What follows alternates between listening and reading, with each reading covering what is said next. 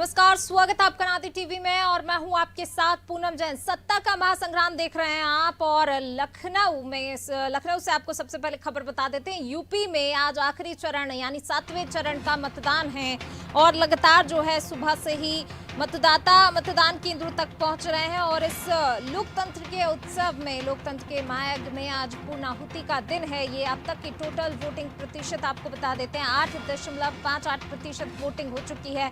आजमगढ़ में 8.08% वोटिंग हुई है। मऊ में 9.99% वोटिंग हो चुकी है। जौनपुर में 8.99% वोटिंग हो चुकी है। गाजीपुर में 7.95% वोटिंग हुई है। चंदौली में 7.95% वोटिंग हुई है।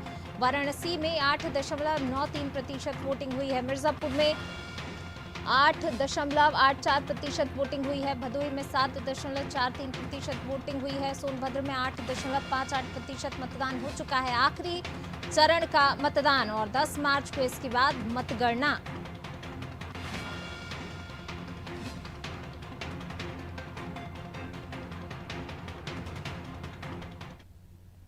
चलिए, और इसी सत्ता का महासंग्राम जो चल रहा है इसको लेकर हमारे साथ चर्चा करने के लिए कांग्रेस से हमारे साथ शान खान जी जुड़ रहे हैं, साथ ही जो है बीजेपी से तो हमारे साथ केसी जैन जी जुड़ रहे हैं, सुशील दुबे वरिष्ठ पत्रकार हमारे साथ जुड़ रहे हैं और साथ ही सपा नेता नदीम जी हमारे साथ जुड़ रहे हैं। आप सभी मेहमानों का बहुत स्वागत है।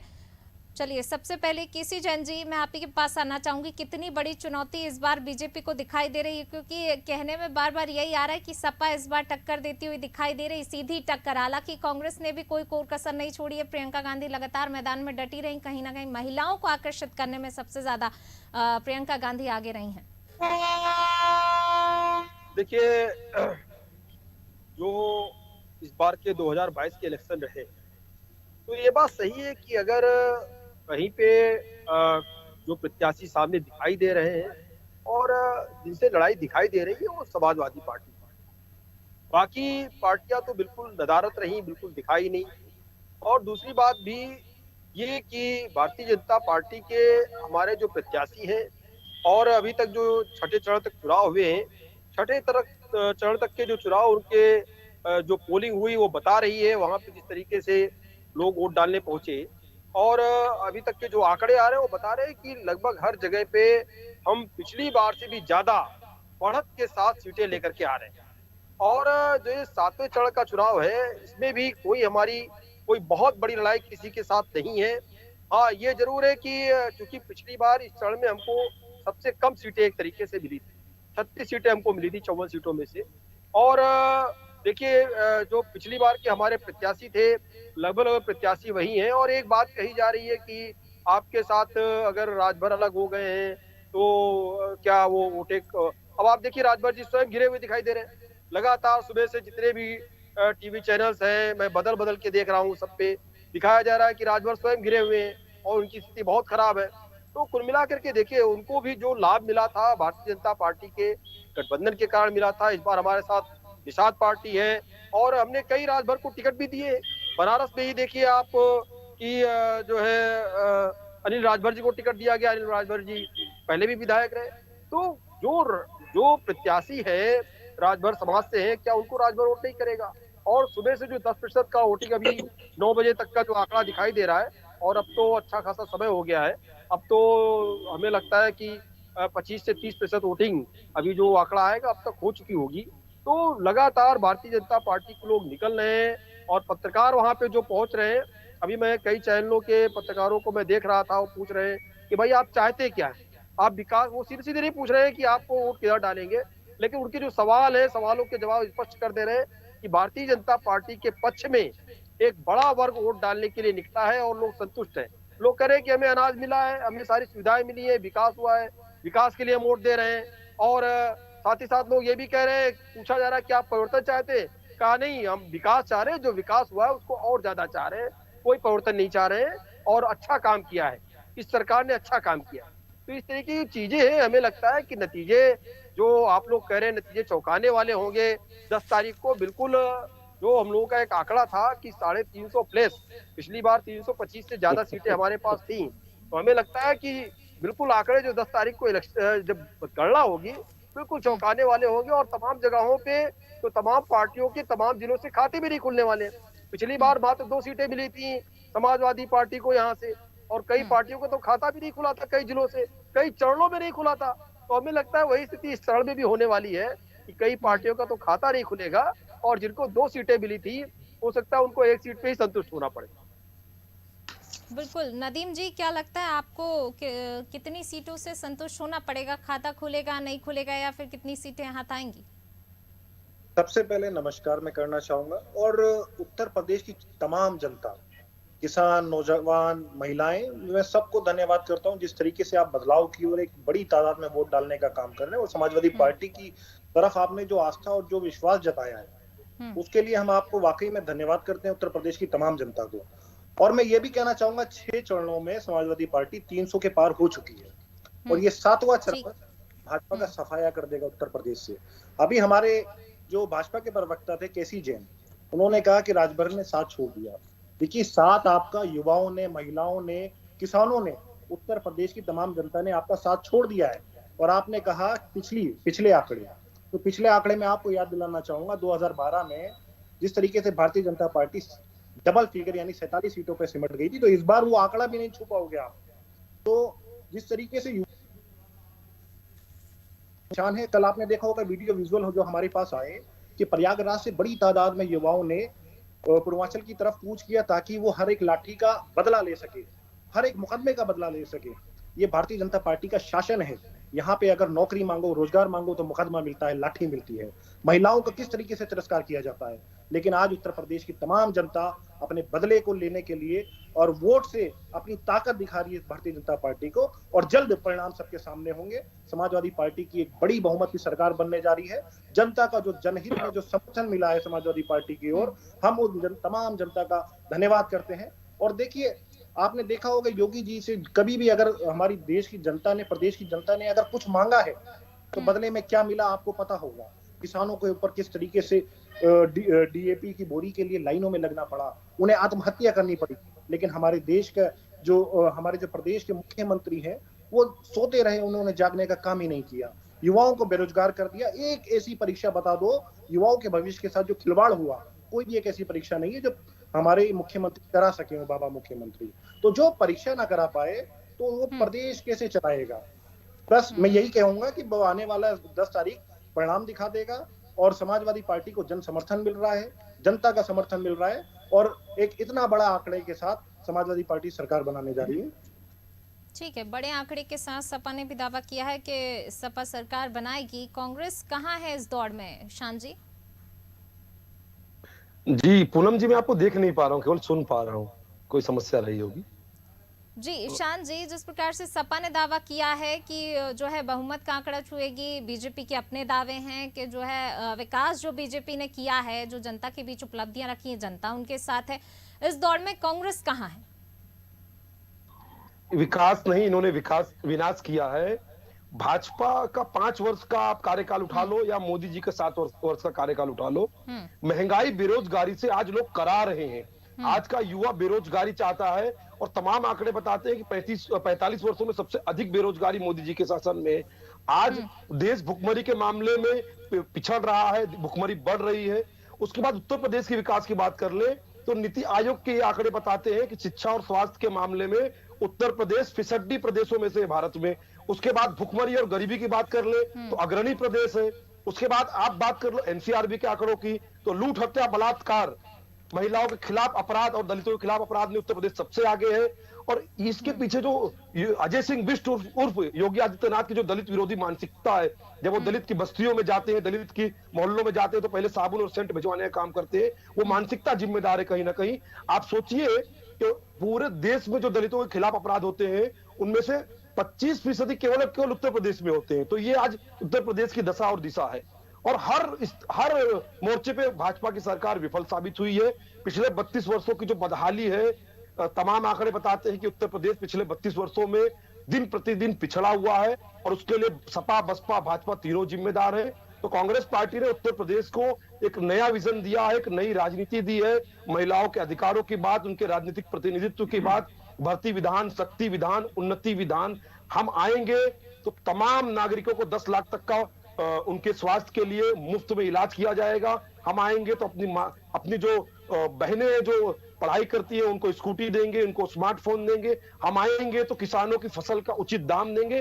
तो हमने जो विजन रखा है उत्तर प्रदेश के सामने, वो तमाम समुदाय, तमाम वर्ग के लिए काम करने का विजन रखा है। आज सपा और भाजपा देखिए धर्म और जाति के नाम पे चुनाव कराना चाहते हैं। ये जिन्ना को ले आते हैं, ये मुसलमान हिंदू को ले आते हैं, हिंदुस्तान पाकिस्तान को ले आते हैं। आज ये मुद्दे नहीं है। आज मुद्दा है बेरोजगारी, आज मुद्दा है महंगाई, आज मुद्दा है देश का विकास, आज मुद्दा है उत्तर प्रदेश का विकास। तो कुल मिलाकर भाजपा हर मोर्चे पे विफल साबित हुई है और भाजपा के पास कहने और सुनने के लिए कुछ नहीं बचा। इसके लिए पूरे चुनाव को हिंदू मुसलमान बनाकर ध्रुवीकरण करके चुनाव जीतना चाहती है। और हमारे जैन साहब जो मुंगेरी लाल के हसीन सपने देख रहे हैं, इनका संपूर्ण सफाया हो चुका है।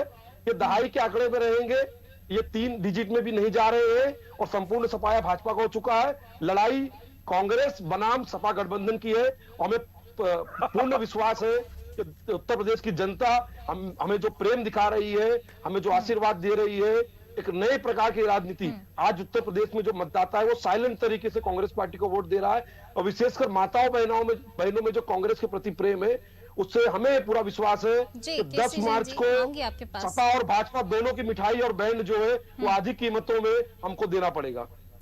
ठीक है सुशील जी, इसके पहले मैं आपके पास केशव जैन जी मैं आऊंगी आपके पास। पहले सुशील जी और के साथ थे समाजवादी पार्टी के साथ, और उसी समाजवादी पार्टी को आज ये पानी पी के कोस रहे हैं।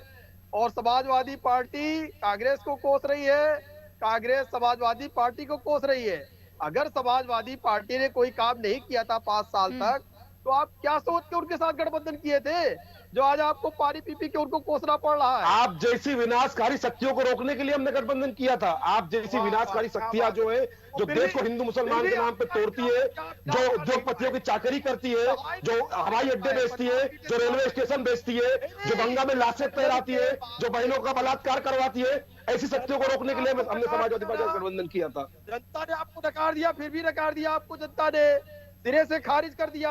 आपका अहंकार जो सर चढ़ के बोल रहा है ना, 10 मार्च को आपका अहंकार जनता तोड़ने जा रही है। 10 मार्च को आपका अहंकार जनता तोड़ने जा रही है। 10 मार्च को आपका अहंकार जनता तोड़ने जा रही है। वायनाड भाग गए, वायनाड अपनी सीट नहीं जीत पाए कांग्रेस के लोग, दूसरे को क्या जिताएंगे भाई? महंगाई बेरोजगारी की बात कर लो, क्योंकि बोलने के लिए कुछ बचा नहीं है, तो आप भी बिल्कुल मुद्दे पर आना जरूरी है, क्योंकि जनता केसी जैन जी, शान जी, जनता आज अगर पहुंच रही मतदान केंद्रों तक, उन मुद्दों को ही लेकर पहुंच रही है जिन मुद्दों की बात शुरुआत में की जाती है। जब चुनाव प्रचार शुरू करते हैं तो तमाम मुद्दों को लेकर ही आप लोग जनता के बीच में जाते हैं, लेकिन कहीं ना कहीं जब चुनाव मिड सेशन में आता है, फिर आखिरी चरणों में पहुंचता है, तो वो मुद्दे गायब हो जाते हैं। जनता को गुमराह करने की कोशिश सभी पार्टियां करती हैं। चलिए सुशील जी, मैं आपके पास आना चाहूंगी। देखिए वही हालात होते हैं कि स्टार्टिंग होती है जब, तो तमाम बातें लेकर जनता के बीच पहुंचते हैं सभी नेता जो हैं, लेकिन वो कहीं ना कहीं जनता के मुद्दे आते आते भटक जाते हैं। ये लोग प्रचार प्रसार में तमाम सिर्फ हम बयानबाजी ही देखते हैं, वार पलटवार का दौर देखते हैं। जनता को जो है गुमराह करने की पूरी कोशिश हर पार्टी करती है। आप एक सीट मांगते थे लोकसभा में, पानी पी लो, पानी पी लो, बौखलाओ मत, पानी पी लो, बौखलाओ मत, पानी पी लो, बौखलाओ मत, बौखलाओ मत मेरे भाई, पानी पी लो, बौखलाओ मत। आप बता रहे हैं कि आप चुनाव हार चुके हैं और ठीक है, बयानबाजी हमने भी सुनी है पूरे चुनाव प्रचार के दौरान, यही बयानबाजी देखी है। मुद्दों पर बात कीजिए ना, मुद्दों पर आते हैं। तर्क पे बात करिए। पानी पी लो भैया, पानी पी लो, कोई है वहाँ तो पानी मांग लो। सुशील जी पानी पिलाते हैं, कितना अलग है इस बार का चुनाव। पहली चीज तो एक, क्योंकि कहीं ना कहीं अगर हम देखें बीजेपी की अगर बात की जाए तो पिछली बार का पूरा चुनाव मोदी लहर के नाम पे जो है लड़ा गया, मोदी लहर देखी गई मोदी के नाम पर। इस बार कहीं ना कहीं योगी फैक्टर भी देखा गया इस चुनाव में। कितना अलग पिछली बार के चुनाव से इस बार का चुनाव, और ये अंतिम दौर जहां पर कई दिग्गजों की साख भी दांव पर लगी है, आज अंतिम चरण का मतदान। ये सवाल किससे कर रही हैं आप? पारुल जी बोल रही हैं ना? सुशील जी आप ही से क्या सवाल है? मैं ये वीरों के बीच में मैं सुन नहीं पाया, 2 वीर वो बातचीत कर रहे थे। मैं रिपीट कर देती हूँ। सुशील जी, जिस प्रकार से हमने पिछली बार का चुनाव इस बार से कितना अलग, क्योंकि पिछली बार का कहीं ना कहीं भाजपा ने चुनाव जो लड़ा पूरा मोदी के नाम पर लड़ा गया, इस बार सीएम योगी के नाम पर चुनाव, योगी फैक्टर इस बार कितना काम करेगा, और साथ ही जो है सपा की सीधी लड़ाई इस बार भाजपा से देखी जा रही है। मैं समझ गया। विषय कुछ ऐसा है कि जब अखिलेश जी सीधे लड़ रहे हैं इस चुनाव में, जब मायावती जी सीधे लड़ रही इस चुनाव में, जब प्रियंका जी सीधे लड़ रही तरीके से,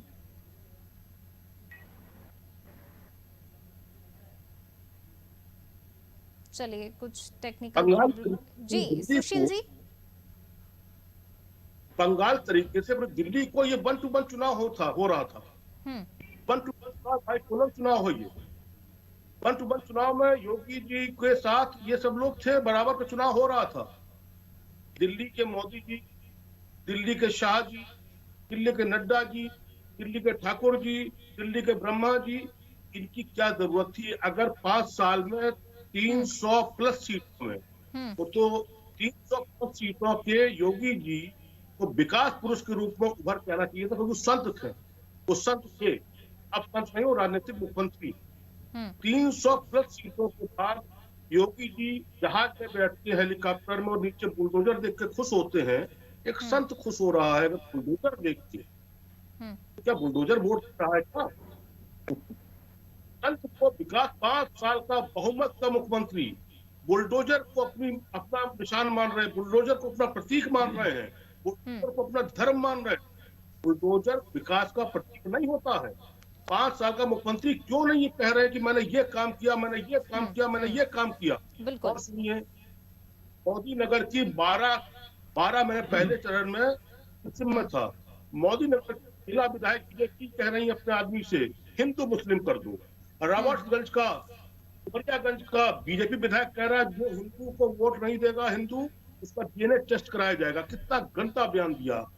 डुमरियागंज का विधायक चौबे मंच पर जिम कर रहे हैं। कान पकड़ के उठा बैठक तिलाई करने के लिए होता है विधायक देश के। आज एक वीडियो आया काशी विश्वनाथ कॉरिडोर के क्षेत्र के विधायक नीलकंठ तिवारी, जो मंत्री भी हैं जी, आज उनने वीडियो दिया है, कान के माफी मांग रहे हैं। मेरे ऊपर प्रदेश की बड़ी जिम्मेदारी थी, मैं जिम्मेदारी पूरी आपकी नहीं कर पाया, मुझे क्षमा कर दीजिए। ये बीजेपी के विधायक मंत्री हैं। अगर विकास की गंगा बह गई थी, अगर चारों तरफ चारित्रिक विकास हो चुका था, अगर कोरोना में ऑक्सीजन की भरमार थी, अगर कोरोना में लकड़ी की भरमार थी, अगर 1 साल किसानों को वहां पर दाल रोटी की जगह मक्खन और भात खिलाया गया, हलवा खिलाया गया दिल्ली में, तो ये सब करने की क्या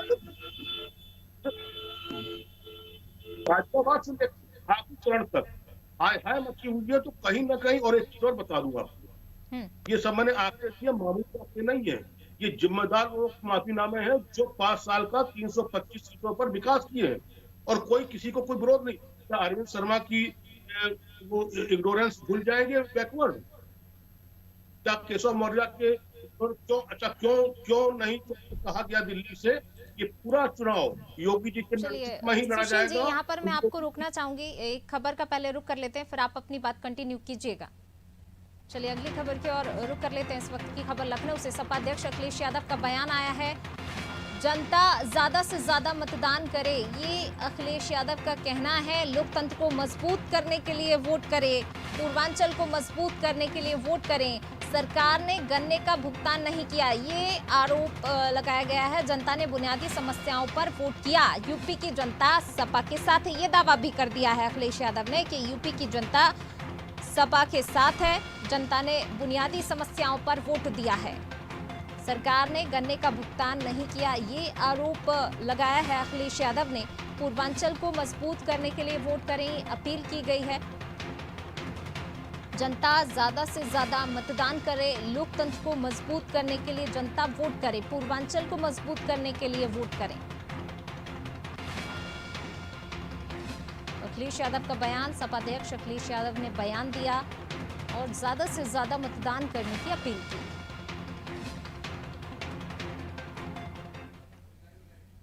चलिए चलिए चर्चा की तरफ रुख कर लेते हैं हमारे साथ सभी। चलिए अगली खबर की ओर बढ़ेंगे। इस वक्त की अगली खबर हमें मिल रही है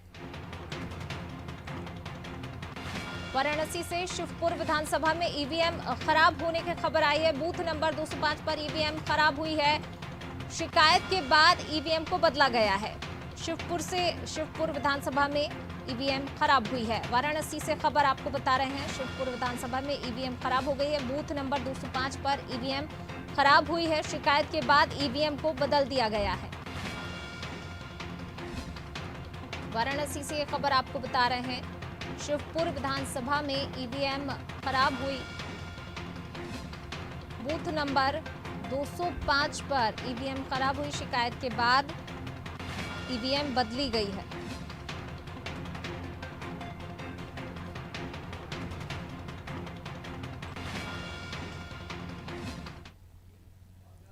चलिए चर्चा की तरफ रुख कर लेते हैं। हमारे साथ चारों मेहमान लगातार जुड़े हुए हैं। सुशील जी अपनी बात कंटिन्यू कीजिए। मैं खाली इतना कहना चाह रहा हूँ, मेरा अपना एज ए पत्रकार मानना था।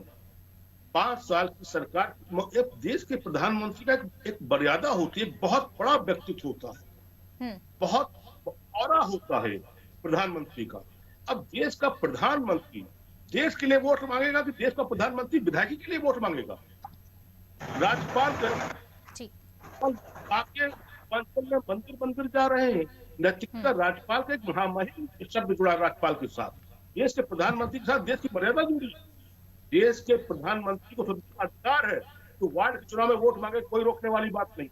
लेकिन कहीं ना कहीं पर एक संसदीय सीट मांग रहे हैं, बाकी यूपी में क्या हुआ?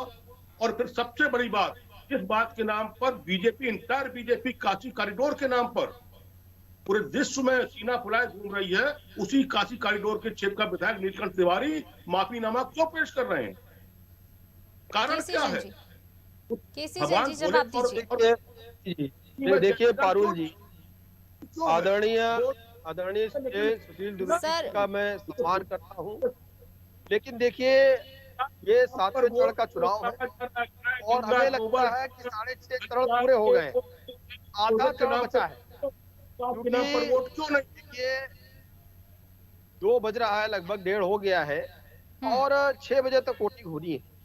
तो ऐसे में जो है हमें लगता है कि 6.5 चरणों का चुनाव हो गया है। और आदरणीय सुशील जी अगर कोई सवाल उठा रहे हैं, वो स्वतंत्र पत्रकार है, उन्हें अधिकार है, लेकिन जब तुलना करेंगे अन्य राज्यों से, जैसे अभी आपने एक टिप्पणी सुनाई अखिलेश यादव जी की, श्री अखिलेश यादव जी की, कि गन्ने का भुगतान नहीं हुआ है और इसलिए पूर्वांचल में गन्ने के भुगतान के लिए लोग दूसरी पार्टियों को वोट कर रहे हैं। तो उनको ये भी बताना चाहिए कि 20,000 करोड़ रुपया गन्ने का भुगतान बकाया छोड़ करके समाजवादी पार्टी गई थी, जिसका भुगतान भारतीय जनता पार्टी ने किया और वर्तमान में लगभग 3,000 करोड़ रुपया मात्र गन्ने का भुगतान बाकी है, जो कि लगातार टर्म बाय टर्म भुगतान होता है। तो एक सर्कुलेशन क्यों लाइनों में लगे हुए हैं भाई? कैसी किसान लाइनों में क्यों लगे हुए हैं? किसान के गन्ने को क्यों नहीं लिया जा रहा?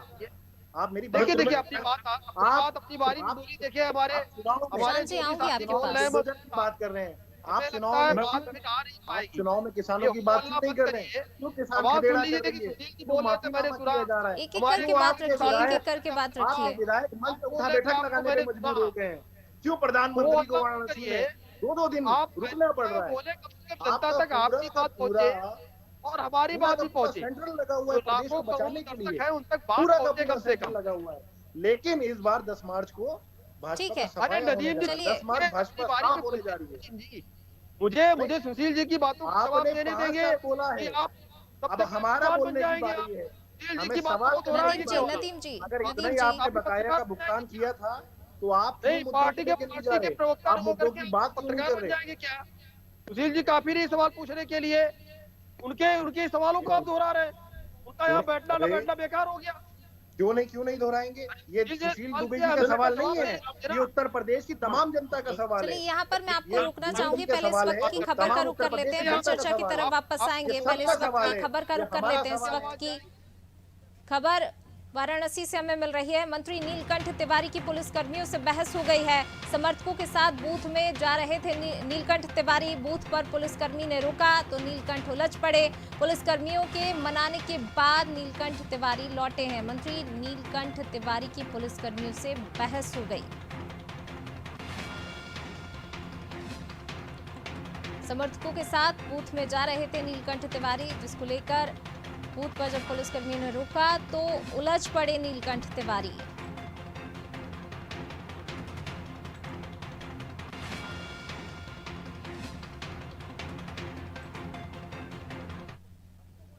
चलिए चर्चा की तरफ वापस रुख करते हैं। केसी जैन जी, जो आप बोल रहे थे, एक बार जिस प्रकार से इस बार प्रधानमंत्री नरेंद्र मोदी लगातार वाराणसी में 2 दिन तक रहे, उसको लेकर साफ तौर पर सवाल उठ रहे हैं विपक्षी पार्टियों की तरफ से। क्या बीजेपी के लिए ये लड़ाई बहुत ज्यादा जो है टफ है, इसके कारण प्रधानमंत्री लगातार जो है वाराणसी में 2 दिन तक रहे, तमाम दिग्गजों ने डेरा डाला रहा? आवाज दिखाने जा रहा है कि प्रदेश में किस तरीके से भाजपा अभी पारुल जी बोल रही है। सर, मैं पूनम जैन हूँ। आप बार बार पारुल जी बोल रहे हैं। मैं अपना परिचय करा देता हूँ आपसे। अभी बहुत जल्दी सब कुछ भूलने वाले हैं। पता नहीं चल रहा है, आपका नाम डिस्प्ले नहीं हो रहा है। अब कुछ नहीं याद रहेगा आपको। अभी उत्तर प्रदेश का भी नाम भूल जाएंगे आप। मेरा एक हाँ जी, प्रश्न है, शान जी। यदि आपकी अनुमति हो तो पूछ लूं मैं। जी शान जी, पूछिए। जी पूनम जी, अभी हमारे भाई भाजपा प्रवक्ता ने गन्ने की बात की, चलो अच्छी बात है, कम से कम ये जिन्ना से गन्ना पे तो आए, क्योंकि जिन्ना इनके आराध्य हैं, इनके नेता उनकी मजार पे जाते हैं, जिन्ना का मत्था जिन्न टेकते हैं, बार-बार उनको निकल आता है। धर्मनिरपेक्ष बताते हैं। हाँ, ये जिन्ना को लेकर, क्योंकि जिन्ना का इनका पुराना नाता है, चोली दामन का नाता है। ये आजादी के पहले ही बंगाल में सरकार बना चुके हैं मुस्लिम लीग के साथ। सीटें कितनी इनका लेके बहुत आ रहे पुराना हैं नाता बताइए है। भाई आप। आप कितनी ला रहे हैं? आप कितनी ला रहे हैं जैन साहब, बताइए ना, आप कितनी ला रहे हैं? आप कितनी ला रहे हैं? हम तो 351 हमारी आएगी, 351 आएगी हमारी, 351, जनता ने 351 दिया। सुनो, प्रश्न सुन लो। जैन, अरे जैन साहब, अगर आपको पूनम जी, और घमंड पूनम है, जी, शान जी, पूनम अपना जी, सवाल पूछ लीजिए। मेरा प्रश्न तो सुन लीजिए। इनको रोकिए पूनम जी, बौखला गए। जवाब देंगे केसी जैन जी। केसी जैन जी, जरा औरों को भी मौका दीजिए ना, औरों को भी मौका दीजिए बोलने का। सभी यहाँ पर चर्चा के लिए बैठे हुए हैं, सभी शामिल हुए हैं, तो सभी को मौका मिलना चाहिए ना। जैन साहब शांत हो जाइए। अरे मेरे भाई केसी जैन शांत जी, हो आपके जाइए। पास आऊंगी, जैन साहब, सवाल का जवाब भी आप ही से चाहिए है शान जी को। पूनम जी, उनको बात तो हाँ पूरी तो सत्ता करने में है दीजिए। तो उत्तर तो देना ही पड़ेगा ना, सत्ता में राहुल है। गांधी वायनाड क्यों भाग गए भाई अकेला छोड़ के इनको? अरे भाई रुक जाओ ना। जैन साहब, बात उत्तर प्रदेश की कर लेते हैं ना, नहीं है। बात उत्तर प्रदेश की रहने दीजिए ना केसी जैन जी। उत्तर प्रदेश में भी बहुत सारे मुद्दे हैं। भगा दिया, भाग गए। जो व्यक्ति गुजरात से बनारस भाग गया, दूसरे के भागने की बात कर रहे हैं। गुजरात से कुछ छोड़ के मोदी जी बनारस भाग गए हैं, क्योंकि गुजरात से ये लोकसभा चुनाव नहीं जीत पाते, इसके लिए बनारस भाग गए। चुनाव में ठीक है? हार जीत लगी रहती है। हार जीत का मतलब ये नहीं कि भाग इनको दिया, एक पैदा से छोड़ डिबेट नहीं होगी। अरे रुकना चाहिए था उनको। केसी जैन जी, बात उत्तर प्रदेश पे रहने दीजिए। उत्तर प्रदेश में बहुत सारे मुद्दे हैं जिनको लेकर जनता मतदान केंद्रों तक जा रही है। मतदान मुद्दों पर ही करेगी जनता। पूनम जी, जी पूनम शान जी, जी, पूछिए। मेरे भाजपा के प्रवक्ता भाई ने गन्ने की बात की, बड़े हर्ष का विषय है। वैसे ये गन्ने उन्ने की बात करते नहीं है, जिन्ना पे विश्वास रखते हैं। पर मैं आपके माध्यम से इनसे एक प्रश्न पूछना चाहता हूँ छोटा सा। इन्होंने गन्ने के बारे में बड़ा भाषण दिया, ये बताएं मुझे 5 वर्षों में इनकी सरकार ने गन्ने पे कितना समर्थन मूल्य बढ़ाया है, बताएं मुझे। नहीं, राजस्थान में आपको जनता ने क्यों घेरा? अब देखिए इनको पता नहीं है कुछ। अब इनको पता नहीं है तो बौखला रहे हो। अबे सीधे नहीं उत्तर दे पा रहे तो बौखला रहे हो जैन साहब हमारे। और आपकी राजस्थान में अब राहुल जी आ गए यहाँ पर। अब राहुल जी का क्या लेना देना है गन्ने से? अब राहुल जी आ गए यहाँ पर। अरे भैया, गन्ने का समर्थन मूल्य कितना बढ़ाया वो बता दो ना भाई। अरे भैया, गन्ने का समर्थन मूल्य राहुल जी को नहीं बढ़ाना था, आपको बढ़ाना था। आपने कितना बढ़ाया वो बता दो ना। केसी जैन जी, ये सवाल तो जो है शान जी की तरफ से भी है, और ये जो है अखिलेश यादव ने भी यहाँ पर जब किसानों का प्रश्न है, ये हमारा वोट करने की, अखिलेश तो उन्होंने भी यही आरोप लगाया कि सरकार ने गन्ने का भुगतान नहीं किया है। पूनम जी, इनसे पूछिए कि उन्होंने 5 वर्षों में गन्ने के समर्थन मूल्य में कितने रुपए की वृद्धि की है, बताएं मुझे। पूनम जी, जैन साहब से पूछिए। जैन साहब बौखला गए, हमारे भाई पानी नहीं पी रहे हैं। जैन साहब बौखला गए हमारे भाई।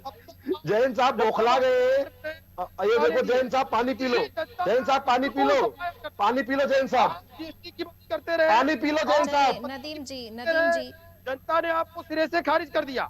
जनता ने आपको ठुकरा दिया है, पानी पी लो। खारिज कर दिया आपको। आपने कहा चलिए जीएसटी ले आए, नदीम आपने जी, कहा अखिलेश यादव तो यहाँ पर जो है जब लोगों से अपील की तो जनता की जो है समर्थन मूल्य को, गन्ने का जो समर्थन मूल्य है उसको लेकर सरकार को घेरा है कि इस बार कहीं ना कहीं सरकार ने जो है किसानों से जो वादा किया है वो कहीं ना कहीं पूरा नहीं किया है। इसको लेकर पूनम जी इनसे पूछिए कितना समर्थन मूल्य बढ़ाया कहा है कि सरकार ने गन्ने का भुगतान नहीं किया, साथ ही जनता ने बुनियादी समस्याओं को लेकर वोट किया, ये कह रहे हैं अखिलेश यादव।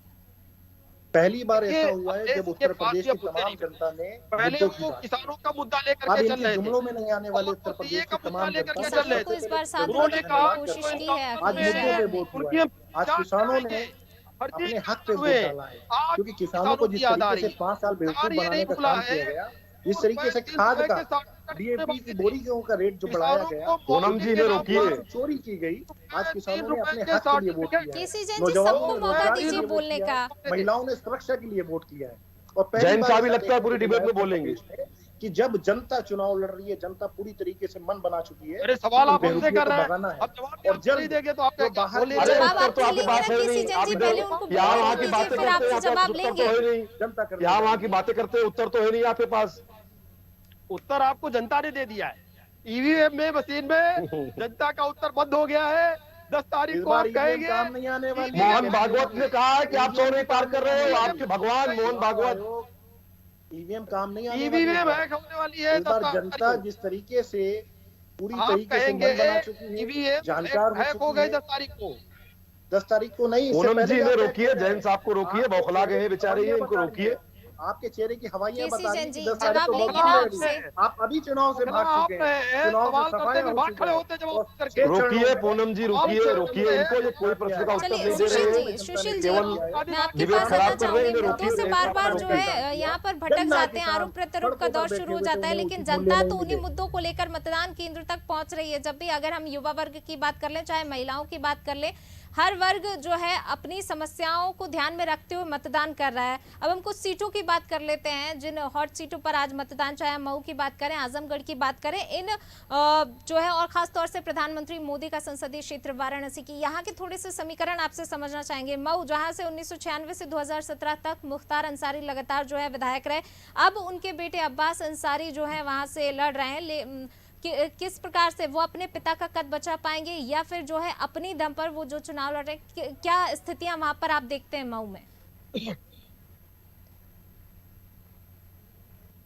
सुशील जी। जी पूनम जी, डिबेट कितनी देर की है? जी सुशील जी, ये डिबेट कितनी देर की है? 1 घंटे की है सुशील जी, 1 बजे से लेकर 2 बजे तक की है। हाँ, तो मुझे आधे घंटे बताया गया था। मेरा बाकी समय इन लोगों को दे दीजिए प्लीज। मुझे आधे घंटे था, मुझे कहीं और भी जाना है थोड़ा सा। चलिए ठीक है, हम अरे धन्यवाद। सुनील जी, अपनी टिप्पणी करके जाइए, अपनी टिप्पणी करके जाइए। हमारा आपसे निवेदन है, आप वरिष्ठ पत्रकार है, अपनी टिप्पणी करके फिर चले जाइए। सुशील जी, छोटी सी प्रतिक्रिया आप दे दीजिए इन हॉट सीटों को लेकर। क्या कुछ स्थितियां आप इन सीटों पर देखते हैं? क्योंकि वाकई ध्रुवीकरण की कोशिश की गई है, मुद्दों से भटकाने की कोशिश हम किसी एक पार्टी की नहीं, सभी का कह रहे हैं। जनता भी जानती है, जनता और लगातार ये मुद्दों भी को बता लेकर दीजिए, वोट मुख्तार कर रही है। अंसारी के बेटे ने जो बयान दिया है, वो क्या बयान सही है कि किसी का ट्रांसफर नहीं होने पाएगा, पहले हिसाब लेंगे? बयान तो सभी पार्टियों से आए हैं केसी जैन जी, उल्टा लटका देंगे। जैन साहब बेचारे बौखला गए। मऊ में, गाजीपुर में, जौनपुर में बुलडोजर का विध्वंस नहीं होगा। चलिए केसी जैन जी। धन्यवाद चांद जी, धन्यवाद नदीम भाई, धन्यवाद। चलिए केसी जैन जी, देखिए मुद्दों से भटकाने की कोशिश सभी ने की है बार बार। जो है अगर हम बात करें सपा को लेकर, आपकी तरफ से बयानबाजी आई, आतंकवाद से कनेक्शन बता दिया, आतंकवादी जो है आतंकवाद फैला है सपा राज में, आरोप प्रत्यारोप तमाम जगह से लगे। सपा ने भी कई गंभीर आरोप लगाए हैं, परिवारवाद का आरोप भी सपा पर लगा, लेकिन इस बार कहीं ना कहीं उन्होंने संभालने की कोशिश की। आरोप प्रत्यारोप का दौर चलता रहा सबका, लेकिन मुद्दों की अगर बात की जाए, क्योंकि जनता जो है, जनता की उम्मीदें रहती हैं, जनता हर बार यही चाहती है कि अगर वो आपको वोट कर रही है तो कम से कम उनकी समस्याओं का ध्यान रखा जाए। आज भी अगर हम देखें कि बेरोजगारी की समस्या है, महिला सुरक्षा का मुद्दा भी काफी महत्वपूर्ण है, क्योंकि महिलाएं महिला सुरक्षा को ध्यान में रखकर पहुंच रही। लॉ एंड ऑर्डर का मुद्दा भी काफी उत्तर प्रदेश में। आप वादे बड़े बड़े कर देते हैं, लेकिन उन वादों की कहीं ना कहीं पूर्ति नहीं हो पाती है और जनता फिर हर बार आस में ही रह जाती है। केसी जैन जी। नहीं, देखिए पूनम जैन जी, पहली बात तो यह है कि आपने कहा कि आतंकवादियों से जोड़ा समाजवादी पार्टी को, बिल्कुल नहीं जोड़ा। लेकिन हाँ, इन्होंने आतंकवादियों के जब मुकदमे वापस लिए तो उस पर भारतीय जनता पार्टी ने सवाल खड़ा किया, और भारतीय जनता पार्टी से पहले माननीय उच्चतम न्यायालय और उच्च न्यायालय ने सवाल खड़ा किया कि आतंकवादियों के मुकदमे वापस नहीं हो सकते।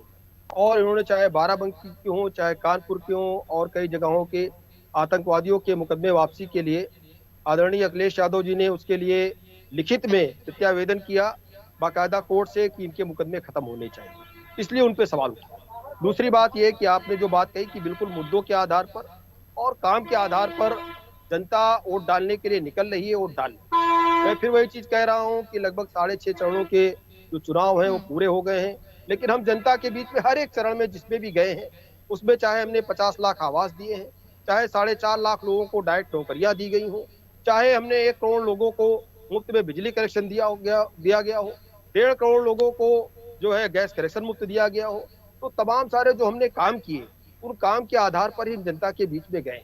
और जनता ने वो चाहे इसके पहले का जीएसटी का हो, चाहे नोटबंदी का हो, इस पे भी जनता ने 3 बार फैसला किया, चाहे 2014 का इलेक्शन रहा हो, 2017 का इलेक्शन रहा हो, 2019 का इलेक्शन रहा हो, और ये जो 2022 का इलेक्शन है, हमें लगता है बिल्कुल जनता को मुद्दों और काम के आधार पर निर्णय लेना चाहिए।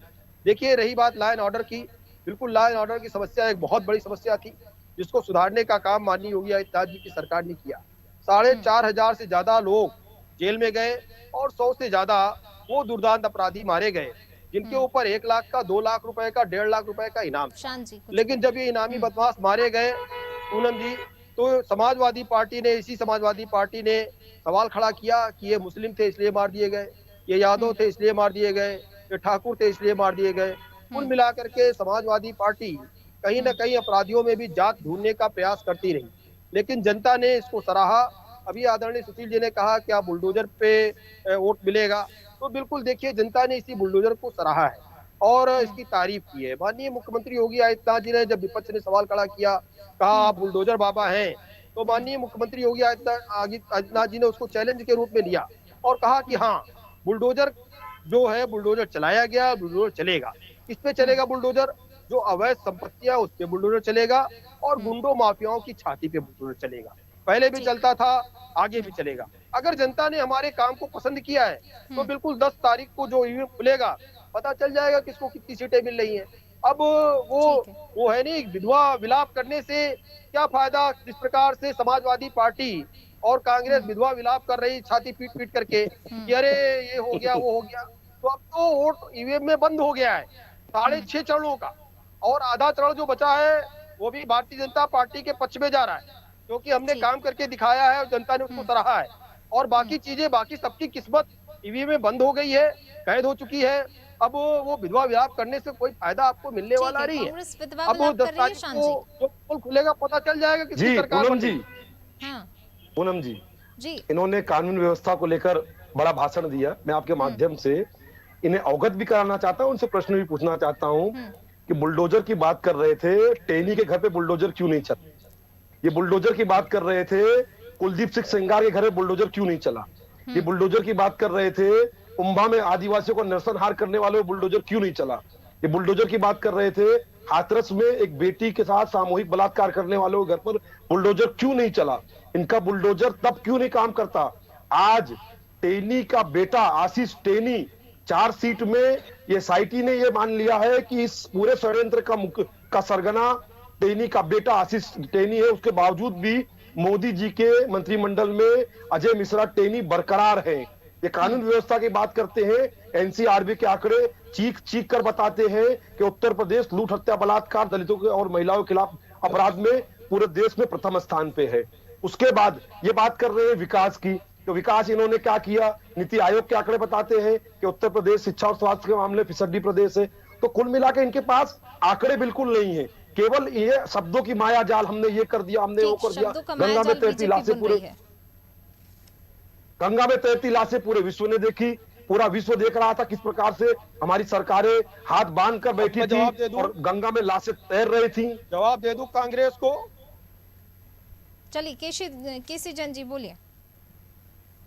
देखिए, अभी हमारे कांग्रेस के साथी ने बहुत सारे प्रश्न किए और उस पे ये कोरोना काल में भी लिया। कोरोना काल में ये प्रश्न किसने लगाया कि इतनी जल्दी वैक्सीन कैसे आ गई? ये किसने कहा? पहले सबसे प्रधानमंत्री को वैक्सीन लगानी चाहिए, हमको इस वैक्सीन पे विश्वास नहीं है। पहले सबसे भैया टेनी के घर बुलडोजर कब चलेगा बता दो ना पहले, वैक्सीन पे बाद में बात करना। बुलडोजर टेनी के घर पे कब चलेगा? बुलडोजर टेनी के घर पे कब चलेगा? टेनी को मंत्रिमंडल से कब निकाला जाएगा? टेनी के घर पे बुलडोजर कब चलेगा? उन्हें मंत्रिमंडल से कब हटाया जाएगा? बताओ ना। तो चिल्लाना मैं भी जानता हूँ, मतलब नहीं निकलेगा। अगर आप आपने प्रश्नों का उत्तर दीजिए ना, आप तो दो ना, आप वैक्सीन की बात कहाँ गई? आप भगेलू हैं और भगेलू लोग ऐसे ही करते जैसे राहुल गांधी करते हैं। ये पूरी आप लोगों को गुजरात से एक व्यक्ति भाग गया, बनारस जाके चुनाव लड़ रहा है। गुजरात से एक व्यक्ति भाग गया, बनारस जाके चुनाव लड़ रहा है। गुजरात से एक व्यक्ति भाग गया है, बनारस जाके चुनाव लड़ रहा है। सबसे बड़ा भगेड़ू तो वही है, सबसे बड़ा भगेड़ू तो वही है जो बनारस जाके चुनाव लड़ रहा है। 2G घोटाला, स्पेक्ट्रम घोटाला, जीजाजी घोटाला, घोटालों पे घोटाला करते रहे और जनता ने अब दुत्कार के भगा दिया है। बौखला गए, फिर बौखला गए बेचारे। अब पानी पी लो, जैन साहब पानी पियो, जैन साहब पानी पी लो, जैन साहब पानी पी लो, जैन साहब पानी पी लो। चलिए नदीम जी आपसे भी जवाब चाहूंगी, केसी जैन जी की बात का जवाब चाहूंगी आपसे। केसी जैन जी ने कहा कि समाजवादियों में भी जात ढूंढ रही है। बेटा अध्यक्ष, माँ अध्यक्ष, बौखला गए, ये बौखला गए, उत्तर नहीं इनके पास। जी नदीम ये जी बौखला गए, नोटबंदी पे सवाल खड़ा कर लिया। हो गई हो तो हमें हाँ, भी बोलने का केसी नोटबंदी जैन जी, बर्बाद हो केसी गया जैन 5 जी। महीने। जनता हमें ने भी मान बोलने लिया का आप मौका नोटबंदी दीजिए पे जैन बर्बाद हो साहब। गए और आपकी सरकार में 5 साल बलात्कारी से तो मंत्री आपने रहे, बोला है, काम नहीं किया। मंत्री 5 बने साल बैठे बोला है, रहे, तो हमें बोलने का मौका मंत्री दीजिए। रहे केंद्र में हम काम बलात्कारी। वाले हैं। चलिए अर्जुन राम मेघवाल केसी कौन जैन था? जी, अर्जुन राम मेघवाल नदीम कौन जी भी था? हमारे साथ जुड़े हुए हैं। अर्जुन राम नदीम जी मेघवाल कौन था? हमारा काम बोलता है, हमें भी बोलने का मौका दीजिए जैन कांग्रेस साहब। की आपने सिर्फ सरकार बोलने में का 2 काम मंत्री किया 5 साल। बलात्कारी बैठे रहे और कांग्रेस के कितने मंत्री जेल गए? बलात्कारियों के लिए रैली आप निकालते हैं कठुआ में और उन्नाव में, शर्म आनी चाहिए। किस मुंह से बलात्कार पे बात कर रहे हो आप? शर्म आनी चाहिए। कुलदीप सिंह सेंगार के समर्थन में रैली निकालने वाले, शर्म आनी चाहिए आपको। शर्म से घूम रही है, बलात्कार की बात करते हैं आप। आज भी गायत्री प्रजापति पार्टी के कार्यकर्ता हैं। इनको पानी पिलाओ भाई, कोई जैन साहब, इनको पानी पिलाओ कोई। चलिए केसी जैन जी, नदीम जी भी हमारे साथ जुड़े हुए हैं। नदीम जी वो भी हमारे साथ चर्चा में। केसी जैन जी आऊंगी आपके पास। बस कीजिए, आपने बहुत बोल आपको बोलने दिया। का समय दिया है अब पर्याप्त। जनता बोलेगी, हम बोलेंगे, काम करके दिखाएंगे। देखिए, सबसे पहले उत्तर प्रदेश में जितने भी युवा थे, रोजगार मांग रहे थे, महिलाएं थी, सुरक्षा मांग रही थी। अरे बस करो भाई, बस करो। अरे जैन साहब बोलने दो ना भैया। जैन साहब आप पानी आपके हाथ में मोबाइल है, सर्च कर लीजिए। चरणों में सिमट चुके हैं, आप पानी पी लीजिए। पिछली सरकार में नदीम भाई, आप 6 चरणों में सिमट चुके हैं, बोलने का मौका दो। हम काम वाले, हमारा काम बोलता है। आपने सिर्फ बोलने का काम किया 5 साल। अरे आपने तो काम लगा दिया। नौजवानों ने अगर रोजगार मांगा तो मुकदमा, नौजवानों ने रोजगार मांगा तो मुकदमा। पूनम जी, जैन साहब को चुप कराइए। ये आपको पता है। केसी जैन जी अभी आपके पास वापस आऊंगी। जवाब तो आप आपने सबसे बड़ा उदाहरण यही है कि आज जो नौजवान है उनको जो लाठियां मारनी पड़ रही है, मुकदमे लगाने पड़ रहे हैं, इससे बड़ा उदाहरण क्या होगा? अगर आपने रोजगार देने का काम किया था तो नौजवान सड़कों पे क्यों था सड़कों पे नौजवान?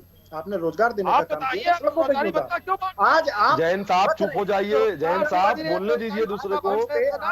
पूनम जी ने रोकिए, ऐसे डिबेट कैसे होगी? ये प्रश्नों का उत्तर नहीं देते हैं, ये व्यक्तिगत हमले करते हैं। अभी राहुल जी की बात करेंगे, कभी मुलायम सिंह की बात करेंगे, मुद्दों की बात नहीं करना चाहते ये। इनको चुप कराइए जैन साहब को। अरे सुन लीजिए, बहुत फालतू की बातें कर ली आपने। बहुत 5 साल तक किया, 5 साल में निकल गई, नहीं निकल गई। 5 साल बाद वो नौकरी के लीजिए, आप अपनी लगाए हुए हैं। पहले मुझे ये नहीं सुनेंगे आज, ये नहीं सुनेंगे आज। बौखला गए ज्ञान सामने ला रहे हैं, ये नहीं सुनेंगे आज। कीजिए। आपको जो केसी नॉर्थ जी, इंडिया बोलने को पता दीजिए। नहीं समाजवादी पार्टी 5 साल तक पूनम जी, आज जो समय बचा हुआ है वो सारा समय जैन साहब को दे दीजिए। 5 साल में हम नहीं 40 बोलेंगे, हम लाख केवल लोग सुनेंगे आज। नौकरी के बोलिए, लिए बोलिए। बची पूनम जी, क्या? मेरा आपसे आग्रह है, पूनम जी, मेरा आपसे आग्रह है कि जो समय बचा हुआ है वो सारा जैन साहब को दे दीजिए, भड़ास निकाल ले केसी जी ठीक है, आपको जो समय प्रवक्ता दिया, आता है, अब आप नौकरी में नौकरी चाहिए।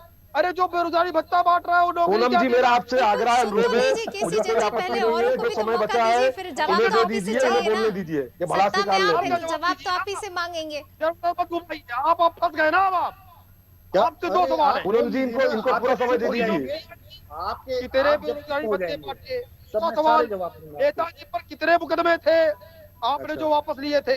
दोनों का अच्छा। जवाब दे दीजिए।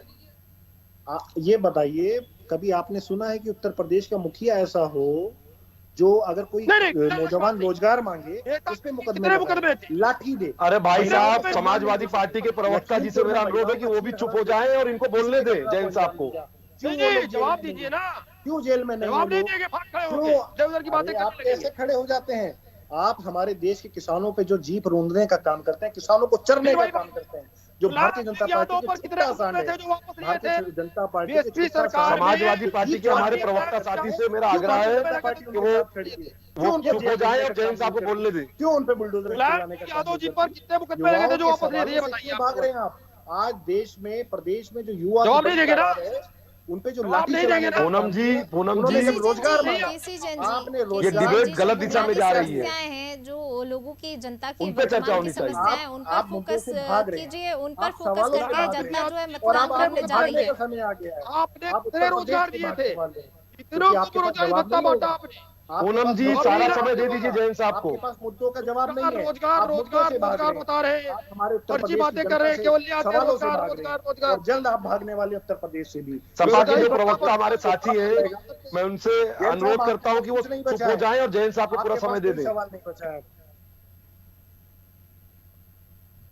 चलिए, आप केसी समाजवादी जन पार्टी के प्रवक्ता को मेरा अनुरोध है कि चुप हो जाएं और जैन साहब को बोलने दें। जैन साहब को ठीक है, सारा समय केसी देखो जो जन जी, बचा हुआ है, केसी 9-10 जन मिनट। जी, चलिए जैन साहब नहीं पूरी भड़ास आएंगे। निकाल लें। जैन साहब चैनल चलिए, के मालिक यही है। आपने 5 साल अनादि बोला टीवी यही और चला रहे हैं बोलिएगा। कांग्रेस के लोग। बहुत दिन तक जैन चैनलों के साहब मालिक बौखला रहे। गए हैं बिना पानी के, अब वो पानी पियेंगे 10 मिनट के बाद। दूरदर्शन केसी को जन भी जी, कैद औरों कर को भी रहे तो बहुत बोलने दिन तक। दीजिए। बोलो जैन साहब, हो बोलो गया बोलो, हम दूरदर्शन। सुन रहे हैं। हम केवल सुनेंगे, जैन साहब नहीं, बोलो डिबेट बोलो ये करा रहे हैं, आप करा रही है। ये क्यों बोल रहे हैं बीच में लगातार? कांग्रेस के साथी बोलो, लगातार बोलो, क्यों बोलो। बोल रहे हैं? बोलो बोलो बोलो, आप बोलो। कांग्रेस के साथी आप लगातार अकेले क्यों बोल बोलो। रहे हैं? नहीं, मैं अरे तो आप बोल रहा हूँ, जब मैं तो डिबेट बोल करने रहा नहीं हूँ। देना चाहते तो मैं वही बोल रहा हूँ कि आप अकेले बोल लीजिए। आप सामने आ जाइए ना। जैन साहब, जब आप गठबंधन सुनोगे कर नहीं, लीजिए चलिए। ना। जब आप सुनोगे नहीं समाजवादी जैन साहब, पार्टी के साथी चलिए, यहाँ ये पर मैं देखिए। आपको रोकना चाहूंगी, केसी जन जी, यहाँ पर आप तीनों को ही रोकना चाहूंगी। इस वक्त की खबर का रुख कर लेते हैं। इस वक्त की खबर जौनपुर से बूथ संख्या 183 पर मतदान बाधित हुआ है। करीब 20 मिनट से मतदान बाधित है। ईवीएम की बैटरी लो होने से मतदान बाधित हुआ है। तो बूथ संख्या 183 पर मतदान बाधित हुआ। करीब 20 मिनट से मतदान बाधित हुआ है। ईवीएम की बैटरी लो होने से मतदान बाधित हुआ है।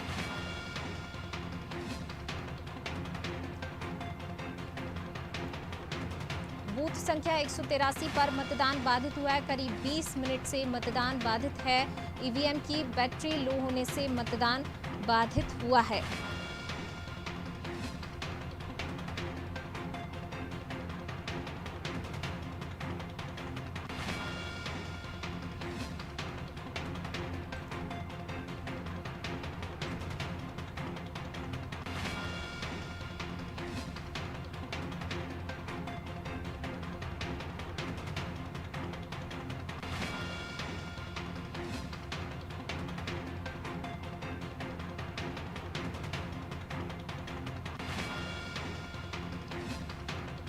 बूथ संख्या 183 पर मतदान बाधित हुआ है। करीब 20 मिनट से मतदान बाधित है।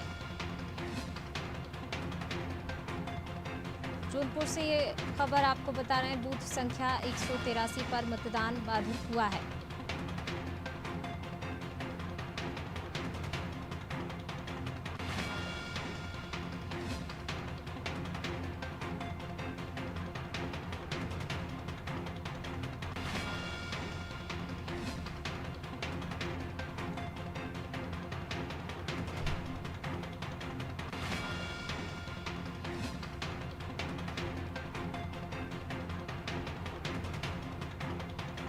जौनपुर से खबर आपको बता रहे हैं, बूथ संख्या 183 पर मतदान बाधित हुआ है। करीब 20 मिनट से मतदान बाधित है। ईवीएम की बैटरी लो होने से मतदान बाधित हुआ है।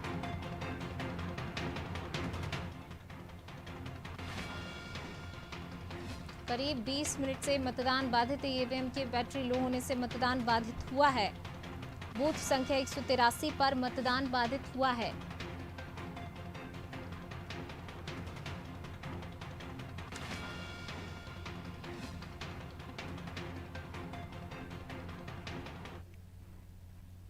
चलिए, और आप सभी मेहमानों का इस चर्चा में शामिल होने के लिए शुक्रिया। तो बिल्कुल जो है तमाम दावे, वादे, आरोप प्रत्यारोप, ये दौर हमने बहुत ज्यादा देखा और यही एक बार फिर यहाँ पर देखने को मिला। लेकिन अब जनता की बारी है, जनता मतदान केंद्र पर पहुंच रही है, अपना फैसला ईवीएम में कैद कर रही है। चलिए अब इसके बाद रुक कर लेते हैं जौनपुर का। हमारे संवाददाता ने जौनपुर का जायजा लिया है। जौनपुर विधानसभा सीट जहाँ पर लोग मतदान करने पहुंच रहे हैं। नमस्कार, आज हम मौजूद है जौनपुर के मल्ली विधानसभा क्षेत्र में और मल्ली विधानसभा का ये जो है पोलिंग बूथ गोधना है। गोधना में हम आज यहाँ के मतदाता से जानने का प्रयास करेंगे कि इस बार यहाँ पे क्या मुद्दे हैं और किन मुद्दों को लेकर ये वोट करने के लिए आए हुए हैं। हम इन्हीं से जानते हैं कि इनके मुद्दे क्या हैं। यहाँ के स्थानीय मुद्दे जो है, यहाँ के स्थानीय मुद्दे, क्या नाम है आपका? मनोज शुक्ला जी, तो क्या मुद्दे हैं आपके यहाँ? मुद्दे यहाँ के सड़क, नल, अन्य चीजें।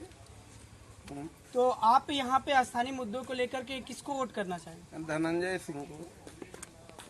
क्या उनमें अच्छी चीजें लगती हैं जो आप उनको समर्थन करते हैं? धनंजय सिंह जात पात पे नहीं जाते हैं, जिसको जो जरूरत है, जैसा करना है वो करते हैं। उनका फैसला एकटूक होता है।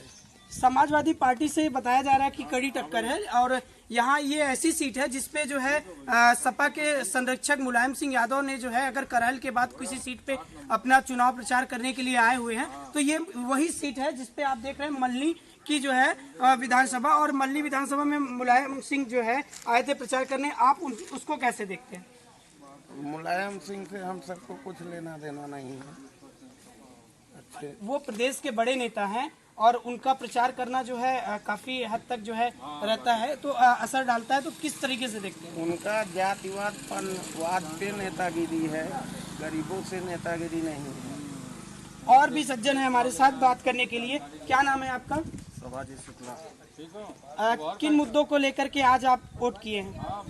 हम लोग जो है धनंजय को वोटिंग कर रहे हैं और धनंजय को वोट दे के आए हैं और अच्छे नेता हैं, अच्छे लीडर हैं। धनंजय गरीबों के सहयोग करते हैं, इसलिए हम लोग धनंजय के साथ हैं।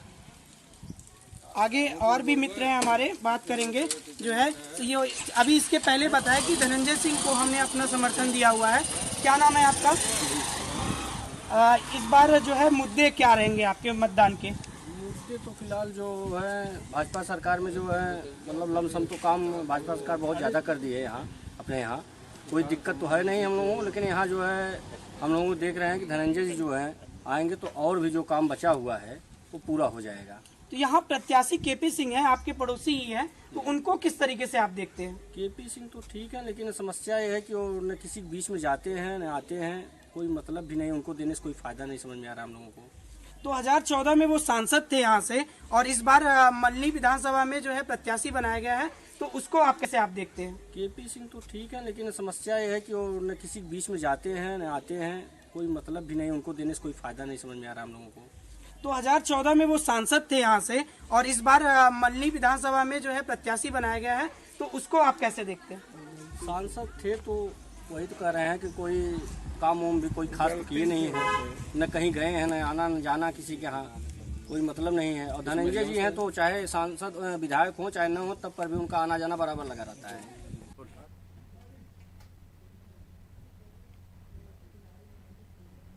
और इसी के साथ फिलहाल बस इतना ही। और खबरों के लिए देखते रहिए अनादि टीवी। नमस्कार।